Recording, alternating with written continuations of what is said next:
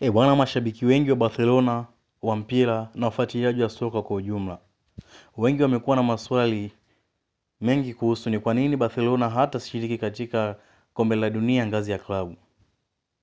Basi leo nimekusogezea hizi taarifa ni kwa nini.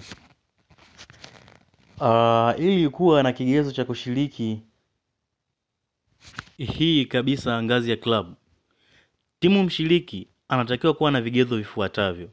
Katika kipindi cha miaka 4 inatakiwa awe amepata mafanikio yanayokidhi viwango vya FIFA ili kupata nafasi ya kushiriki michuano hii. Lakini Barcelona hajakidhi vigezo vya kushiriki ligi hii. Hivyo basi, katika kipindi cha miaka 4, performance ya Barcelona katika michuano ya ligi ya mabingwa Ulaya ipo hivi. Mwaka 2022 walitolewa hatua ya makundi. Pia katika msimu wa 2023-24 walitolewa katika hatua ya 16 bora.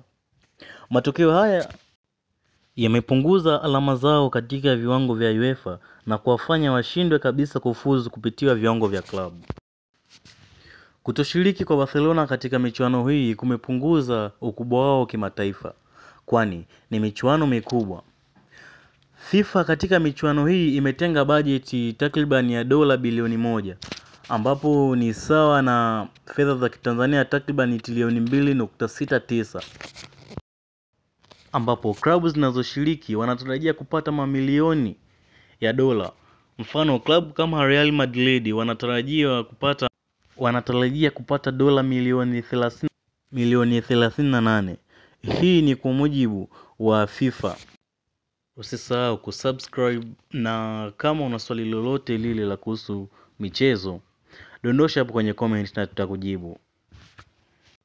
Pia unaweza kunipata katika mitandao mingine kwa email hii kwa jina hili la YouTube.